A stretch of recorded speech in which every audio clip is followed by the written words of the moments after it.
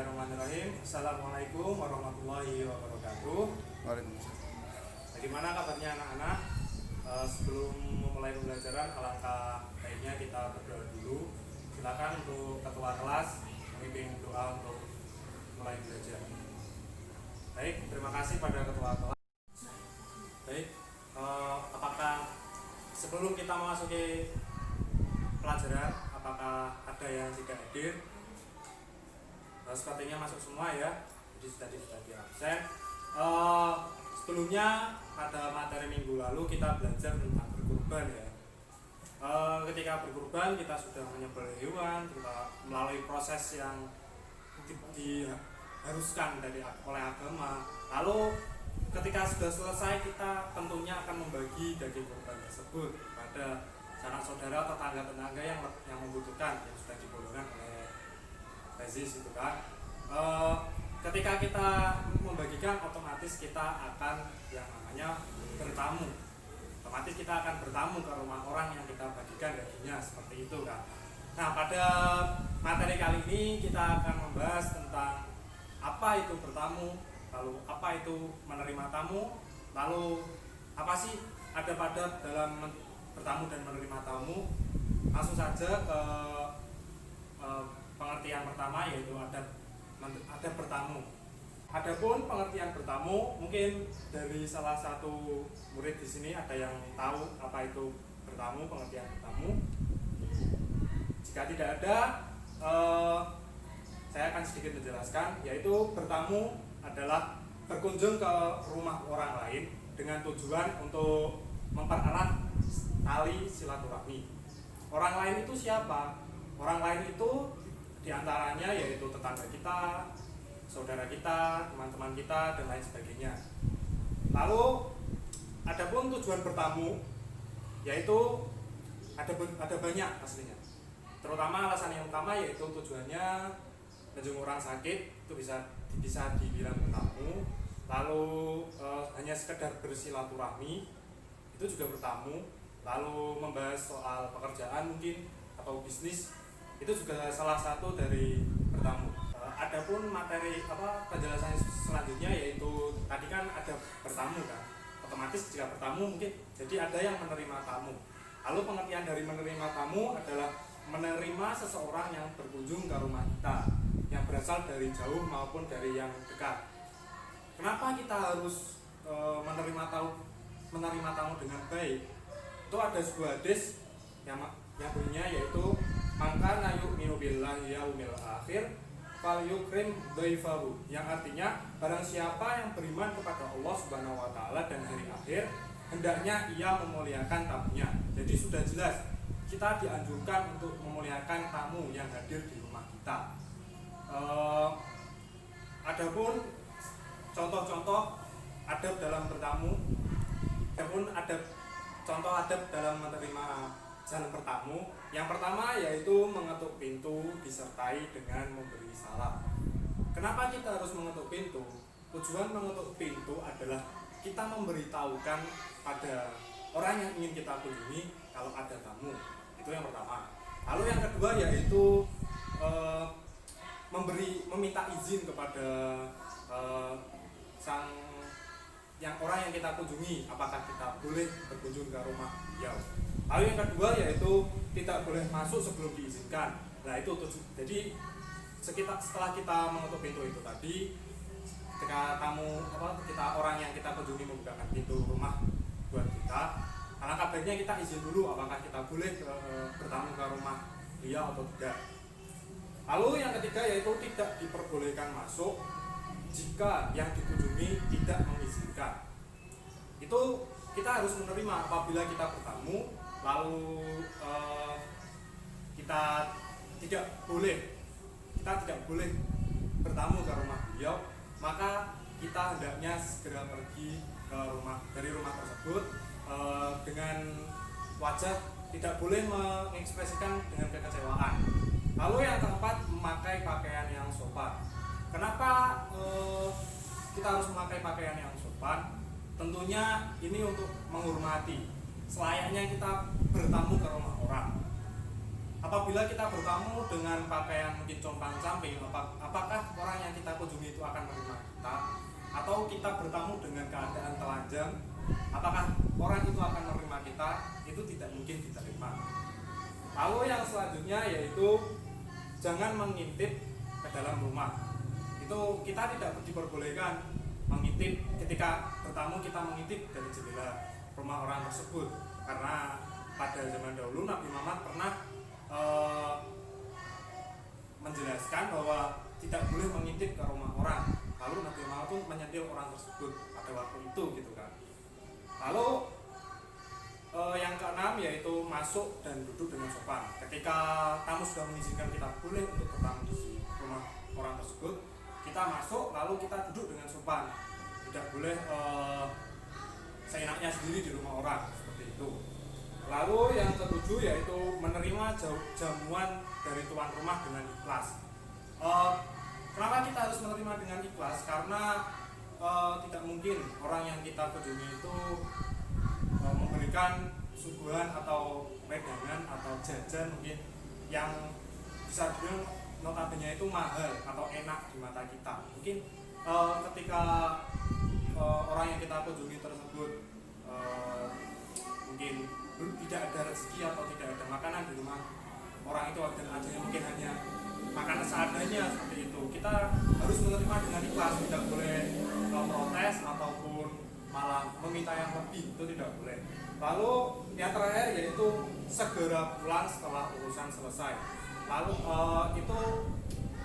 kita setelah urusan kita di rumah orang tersebut sudah selesai, alangkah baiknya kita segera pulang. Tidak boleh melama-lamakan, karena apabila orang tersebut mungkin ingin istirahat, ditakutkannya kita malah mengganggu jam istirahat orang tersebut. Adapun contoh adab dalam menerima tamu, ketika kita menerima tamu itu seperti apa baiknya? Yang pertama yaitu menjawab salam yang diucapkan oleh tamu. Tentunya kita diwajibkan untuk menjawab salam karena kita sesama muslim gitu kan. Apabila ada orang yang bertamu ke rumah kita, mengetuk pintu 3 kali dan mengucapkan salam, alangkah baiknya kita sebagai yang menerima tamu menjawab salam tersebut lalu membukakan pintu. Lalu yang kedua yaitu memberikan izin kepada orang yang bertamu tersebut, lalu mempersilahkan tamu tersebut untuk masuk ke dalam rumah kita. Lalu yang ketiga, berpakaian sopan. Seperti yang dilakukan ketika kita bertamu, sang penerima tamu pun juga harus berpakaian sopan. Kita harus menghargai orang yang bertamu. Jika orang yang bertamu menggunakan pakaian sopan, alangkah baiknya kita juga menghargai. Kita harus menggunakan pakaian yang sopan. Jadi seperti itu. Lalu yang keempat, memberikan jamuan.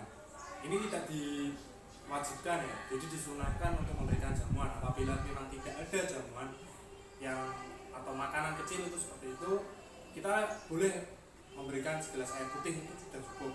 Karena adab dari orang yang bertamu itu menerima jamuan dari tuan rumah dengan ikhlas gitu. Lalu yang kelima adalah berjabat tangan. Berjabat tangan itu dengan tujuan yaitu untuk mempererat tali silaturahmi. Namun dengan kondisi yang sekarang ya, kita ketahui pada tahun 2020 ini, alangkah baiknya kita menghindari dari jabat salam tersebut. Mungkin hanya dengan seperti yang dilakukan oleh antara perempuan dan perempuan, hanya seperti ini gitu kan, itu tidak apa-apa, sudah mewakili berjabat tangan. Lalu yang terakhir adalah mengantarkan tamu yang hendak pulang sampai di depan rumah dengan memberi salam. Alangkah baiknya jika tamu kita hendak pulang, kita hantarkan ke depan rumah atau sampai halaman rumah. Itu lebih ke menghargai tamunya lah, menghantarkan tamu ketika mau pulang seperti itu. Coba kalau seumpama kita menerima tamu, kita sebagai yang menerima tamu, ada tamu yang datang ke rumah kita gitu, lalu ketika tamu akan pulang, kita hanya mempersilahkan pulang, cuma kira tidak mengantarkan sampai ke halaman depan, itu agak kurang sopan seperti itu. Lalu memberikan salam kepada tamu. Kita sudah belajar tentang apa itu pengertian bertamu, lalu apa itu pengertian menerima tamu, lalu ada contoh-contoh adab dalam bertamu dan menerima tamu. Selanjutnya Bapak punya video kecil, bukan kecil, pendek, video pendek tentang bertamu dan menerima tamu. Silakan adik-adik sekalian untuk menyimak video tersebut. Nanti akan ada soal dari video.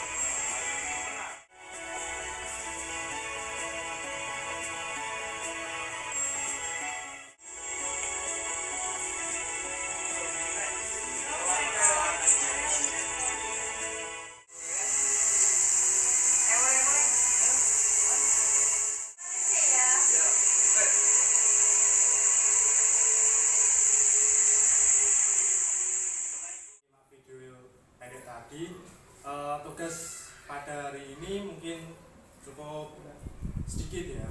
Jadi dari video yang peserta didik lihat tadi, anak-anak silahkan membuat, harus bisa membedakan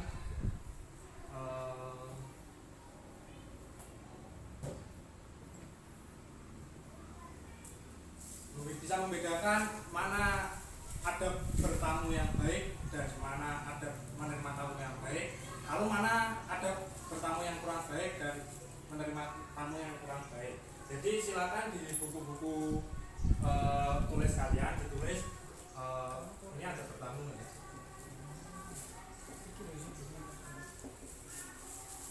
Lalu di sini ada menerima tamu.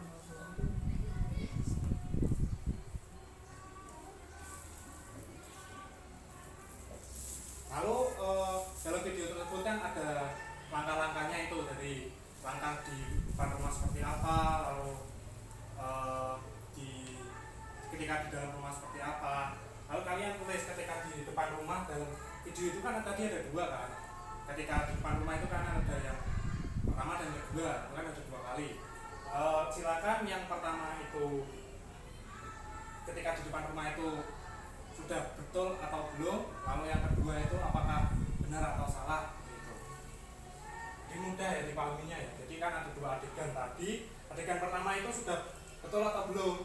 Ketika sudah betul kita kasih cetak. Lalu apakah yang ke video adegan yang kedua itu betul atau sudah betul atau belum.